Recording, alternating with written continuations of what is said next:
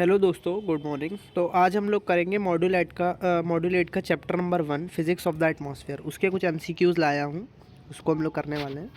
क्या रहा, the lowest layer of atmosphere is called. तो लोवेस्ट लेयर ट्रोपोस्फियर होती है ना, इसको आप ऐसे याद कर सको, एट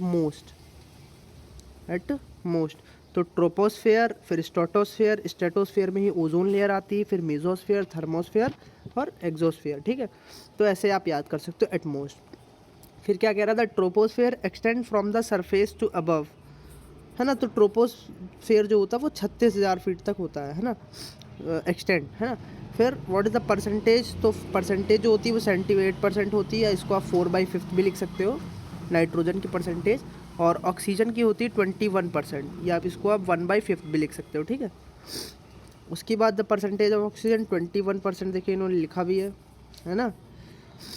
फिर in troposphere as the altitude increases, तो जब एल्टीट्यूड बढ़ाते हो तो क्या होता है, टेम्परेचर और प्रेशर दोनों ही घट जाते हैं। यानी जैसे जैसे आप ऊपर जाते जाते हो तो टेम्परेचर घट जाता है, प्रेशर घट जाता है, डेंसिटी वो भी जो है घट जाती है। तो टेम्परेचर एंड प्रेशर दोनों ही कम हो जाएंगे। ठीक है, उसके बाद रिमेन कांस्टेंट, तो स्ट्रेटोस्फेयर में रहता है, हम लोग देखेंगे।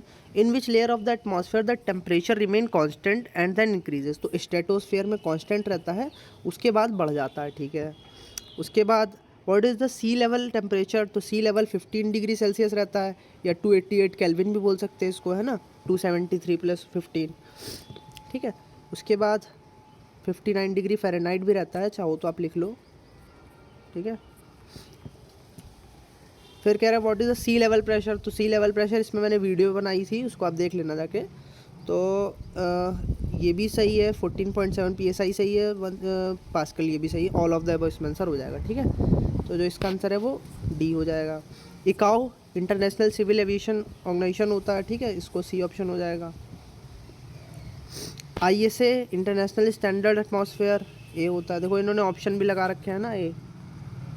ठीक है, ये भी आप देखते जाना, ये ऑप्शन दे रखे हैं इन्होंने। What is the temperature remain constant in stratosphere में, constant. What is the temperature which remain constant in stratosphere, तो constant, what is the temperature remain constant in stratosphere, तो -56.5 डिग्री सेल्सियस होता है ना। तो इसको आप चेक भी कर लेना, ये आसाम में मॉड्यूल 8 पेज नंबर 1.4 में दे रखा है ना।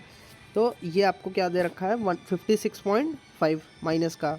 ठीक है, और रिमेन, जैसे ये वाला क्वेश्चन था, इससे कंफ्यूज मत होना। इसमें क्या कह रहा है, 0 डिग्री सेल्सियस वाले में देखो यहाँ पे कहाँ गया, टेम्परेचर रिमेन कांस्टेंट, है ना। तो कांस्टेंट रहता है, ना कि जीरो रहता है ना। तो कांस्टेंट रहने का एक अलग चीज़ है, और अगर आपसे रेट पूछे किस रेट से बढ़ता घटता है, तो वो जीरो हो जाएगा, है ना। चलो, the atmospheric pressure is measured in, तो विद एन इंस्ट्रूमेंट, तो अल्टीमीटर से हाइट नापते हैं, थर्मोमीटर से टेम्परेचर नापते हैं, बैरोमीटर से प्रेशर नापते हैं, हाइड्रोमीटर से हम लोग बेसिकली, हाइड्रोमीटर वो आपका जो कि स्पेसिफिक ग्रेविटी है ना, हाइग्रोमीटर होता है। चलो, तो ratio of mass per unit volume density होता है। ठीक है, उसके बाद consider the following statements, density varies with directly proportional with the pressure. तो इसके लिए मैं आपको फॉर्मूला बता दे रहा हूँ, D = PM/RT होता है। ठीक है, तो यहाँ से आप देख लेते हो कि डेंसिटी इन्वर्सली प्रोपोर्शनल होता है टेम्परेचर के, और प्रेशर के डायरेक्टली प्रोपोर्शनल होता है ना। D है डेंसिटी, P है प्रेशर, M है मॉलिकुलर मास, R है गैस कांस्टेंट, T होता है टेम्परेचर। तो डेंसिटी अब यहाँ से आप देख लो, है ना, तो दोनों ही करेक्ट हो जाएंगे। इन्वर्सली प्रोपोर्शनल विद टेम्परेचर बोला है, डायरेक्टली प्रोपोर्शनल टू प्रेशर बोला है। ठीक है, and aircraft can fly faster at higher altitude than at low altitude, तो ठीक है, बिल्कुल सही, फास्टर उड़ता है हाई एल्टीट्यूड पे, तो वहाँ पे density at high altitude less होती है। ठीक है, तो जिसकी वजह से ड्रैग भी कम हो जाता है ना। आगे, the density of the fluid is measured with an instrument, तो डेंसिटी वही प्रेशर है ना, D = PM/RT। तो डेंसिटी नाप रहे हो, इसका मतलब क्या, प्रेशर भी तो नाप सकते हो आप, है ना। तो बैरोमीटर हो जाएगा। Density of the fluid measured with hydrometer, अच्छा इन्होंने D ऑप्शन बता रखा है, और हाइड्रोमीटर, है ना। तो ये स्पेसिफिक ग्रेविटी, हाँ ये D हो जाएगा, इसको C हटा दो। हाइड्रोमीटर बेसिकली स्पेसिफिक ग्रेविटी या density with respect to water हम लोग निकालते हैं, वो हाइड्रोमीटर के थ्रू निकालते हैं ना। तो डी ऑप्शन हो जाएगा। उसके बाद the boundary between the troposphere and the stratosphere tropopause होता है ना, ट्रोपोस्फेयर और स्ट्रेटोस्फेयर के बीच में ट्रोपोपॉज, स्ट्रेटोस्फेयर और मीजोस्फेयर के बीच में मीजोपॉज, है ना, तो इस तरीके से रहता है। When will the flow will be incompressible fluid, तो इनकम्प्रेसिबल फ्लो हम लोग कब बोलेंगे, तो इनकम्प्रेसिबल के लिए इन्होंने बोला है बेसिकली इनकम्प्रेसिबल कब होता है आपका, सबसोनिक में हम लोग इनकम्प्रेसिबल मानते हैं, है ना, सबसोनिक। तो सबसोनिक आपका मार्क 0.2 से कम होता है ना, 2 से कम होता है, तो इन्होंने मार्क 0.3 हम लोग ले लेंगे, है ना, क्योंकि 0.3 से कम ही तो होगा, तो हम लोग वो इनकम्प्रेसिबल होता है ना। आपने पढ़ा होगा सबसोनिक पे फ्लूइड जो होता है वो एयर जो होती है वो सबसोनिक पे इनकम्प्रेसिबल होती है, और इनकम्प्रेसिबल कब पे होती है, मार्क 0.2, है ना। चलो, what will the flow called subsonic, तो वो 1 से कम होता है ना, तो 1 से कम। What will the flow supersonic, तो सुपरसोनिक में क्या होता है, 1 से ज़्यादा होता है ना, उसका मैंने वीडियो बनाया, देख लेना जाके। The amount of water vapour in the air, वो ह्यूमिडिटी होता है कि कितना वाटर वेपर है एयर में, तो ह्यूमिडिटी है ना, ह्यूमिड बोल देते हैं, नमी। The maximum amount of water vapour that can air can hold varies with, तो टेम्परेचर, डेंसिटी, ये सब बेसिकली टेम्परेचर के साथ ही हम लोग जो है इसका रिलेशन लेते हैं, क्योंकि जैसे जैसे आप टेम्परेचर बढ़ाते हो तो ह्यूमिडिटी क्या होती है, कम हो जाती है ना। तो जैसे जैसे आप अगर आपने प्रेशर बढ़ाया, सपोज टेम्परेचर बढ़ाया, सपोज आप पानी को गर्म कर रहे हो, टेम्परेचर बढ़ा रहे हो, तो ऊपर जो ह्यूमिडिटी है वो कम हो जाती है ना। The maximum amount of water vapour that can air can hold varies with temperature, ठीक है ना, प्रेशर वेरेचर को लेना नहीं होता, टेम्परेचर से लेना देना होता है। Higher the temperature of the higher humidity, है ना, तो जैसे जैसे आप टेम्परेचर बढ़ाओगे ह्यूमिडिटी बढ़ जाएगी, है ना, तो ये भी सही है। The weight of water vapour in a unit volume, तो यूनिट वॉल्यूम अगर कहीं भी बात यूनिट की कर रहा है तो एब्सोल्यूट ह्यूमिडिटी हो जाएगा, है ना। रेशियो पूछे तो रिलेटिव हो जाएगा, ratio between the moisture actually that air can absorb to saturated, तो रिलेटिव हो जाएगा, है ना। क्लियर है, चलो आगे बढ़ते हैं।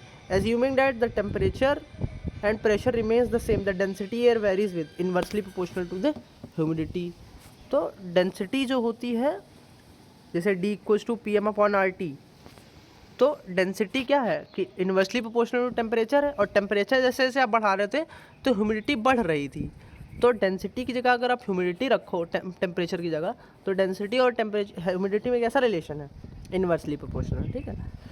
Wait of an object is equals to the, तो W इक्वल्स टू mg होता है ना, याद कर लो, तो mass into acceleration due to gravity g। ISA is taken as 45 degree from latitude, है ना, तो आपको ये याद रखना पड़ेगा। नहीं, इस टेकन फ्रॉम इक्वेटर, इक्वेटर से नहीं लेते हैं, टेकन फ्रॉम 45 डिग्री लेटीट्यूड, ठीक है। In which layer of atmosphere does most civilian aircraft, तो मोस्ट सिविलियन सबसे ज़्यादा जो सिविलियन एयरक्राफ्ट हैं वो ट्रोपोस्फेयर में होते हैं, और सम मिलिट्री एयरक्राफ्ट आपके कहाँ उड़ते हैं, स्ट्रेटोस्फेयर में, है ना, some military aircraft. In what atmospheric condition will an aircraft perform the best, तो कोल्ड ड्राई डेज में, क्योंकि ड्राई डेज में डेंसिटी ज़्यादा होती है और कोल्ड डेज में नीचे उड़ते हैं एयरक्राफ्ट, है ना। इसके पीछे रीज़न ये है कि कोल्ड डेज में होता क्या ना कि डेंसिटी ज़्यादा रहती है, इसकी वजह से आपका फ्यूल एयर मिक्सचर भी मतलब अच्छे से बर्न हो जाता है ना, तो आप ऐसे कह सकते हो कोल्ड ड्राई डेज होगा, है ना। देखो इन्होंने C ऑप्शन लगाया भी है, ठीक है, तो कोल्ड ड्राई डेज याद कर लो अच्छे से, है ना। In which level of the altitude does the aircraft engine provides better efficiency, तो बेटर एफिशिएंसी आपको C लेवल पे मिलेगी, है ना, एयरक्राफ्ट इंजन प्रोवाइडर, तो बेटर एफिशिएंसी इंजन की कहाँ मिलेगी, क्योंकि वहाँ पे फ्यूल एयर कम अच्छे से हो जाएगा mixture. If air temperature is 20 degree Celsius at C level, what will the approximately temperature 30,000 feet, तो अगर वो कह रहे हैं 20 डिग्री सेल्सियस पे, बेसिकली C लेवल पे 20 डिग्री सेल्सियस बता रहे हैं, तो 30,000 फीट पे कितना होगा, -40 डिग्री सेल्सियस। क्यों -40 डिग्री सेल्सियस होगा, क्योंकि अगर आप देखो तो 2 डिग्री सेल्सियस पर 1000 फीट पे होता है कि नहीं, तो उस हिसाब से जब आप कैलकुलेट करोगे 2 डिग्री सेल्सियस यानी 1000 फीट अब कम कर रहे हो तो 20 डिग्री सेल्सियस आ रहा है। तो अब जब आप 30,000 जा रहे हो तो मतलब क्या कि 20 और फिर 0, फिर उसके बाद फिर +20 -20 और फिर -40, तो -40 आ जाएगा ना। आप ऐसे इसके थ्रू निकालना आ जाएगा। The primary factor that affects the atmosphere, तो जो प्राइमरी फैक्टर होते हैं जो कि एटमॉस्फेयर को अफेक्ट करते हैं वो सारे ही होते हैं ना, D = PM/RT। तो प्रेशर भी हो गया, टेम्परेचर भी हो गया, डेंसिटी भी हो गया, ह्यूमिडिटी भी हो गया, ऑल हो जाएगा। द प्रेशर हाफ, तो ये ऐसा कि लाइन ही दे दी इन्होंने, 18,000 फीट पे हाफ हो जाता है प्रेशर भी और डेंसिटी भी और प्रेशर भी हाफ हो जाता है, आधा हो जाता है 18,000 फीट पे। ठीक है, आगे बढ़ते हैं। If gauge pressure on standard day at sea level is 25 psi the absolute pressure. तो एब्सोल्यूट प्रेशर क्या होता है? तो एब्सोल्यूट प्रेशर होता है यूनिट वॉल्यूम में हम लोग लेते हैं तो 14.7 psi होता है, और वो बोल रहे हैं गेज प्रेशर इतना है, गेज प्रेशर और इतना। तो अब जब आप क्या करो, 25 इतना ऐड कर दो 25, है ना, तो कितना 39.7 हो जाएगा, तो इसीलिए 39.7। ठीक है,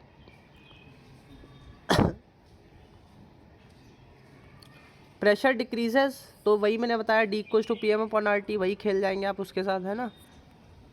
यूनिट ऑफ प्रेशर बार भी होता है, PSI भी होता है, पास्कल भी होता है, mm/Hg होता है ना, इंच/Hg होता है, टॉर होता है, बहुत सारे होते हैं, तो ये सारे ही हो जाएंगे। लैप्स रेट बताया था, देखिए 1.9 डिग्री सेल्सियस पर 1000 फीट, या 2 डिग्री सेल्सियस भी लिख सकते हो आप 1.98 को। ठीक है, और क्या होता है बेसिकली वो 6.5 डिग्री सेल्सियस पर 1000 फीट पर 1000 मीटर वो भी होता है ना। Lapse rate in IC usually refers to, तो लैप्स रेट में लैप्स रेट किसका निकालते हो? टेम्परेचर का निकालते हैं हम लोग। ठीक है, उसके बाद temperature above 36,000 feet will, temperature above 36,000 feet will, तो 36,000 फीट रिमेन कांस्टेंट हो जाता है क्योंकि स्ट्रेटोस्फेयर होता है। ठीक है, in which altitude the density is maximum, तो सी लेवल पे होती है। Pressure at 1 atmosphere equals to 14.7 psi, इसका मैंने वीडियो बनाया, उसको आप देखिएगा जाके, है ना। Speed of sound is proportional to the atmospheric temperature, है ना, क्योंकि जो स्पीड होती है वो inversely directly proportional to the under root times T होती है टेम्परेचर के, है ना, तो हो जाएगी, है ना। तो ये हम लोग का ख़त्म हो चुका है यहाँ तक। उसके बाद next chapter, second chapter start हो रहा है। ठीक है, तो पहला चैप्टर कंप्लीट हो गया, नेक्स्ट चैप्टर हम लोग नेक्स्ट वीडियो में करेंगे। और इस वाले क्वेश्चन में जो भी आपको डाउट होगा आप मुझसे पूछ सकते हैं कमेंट करके, है ना। Okay then, bye bye, best of luck.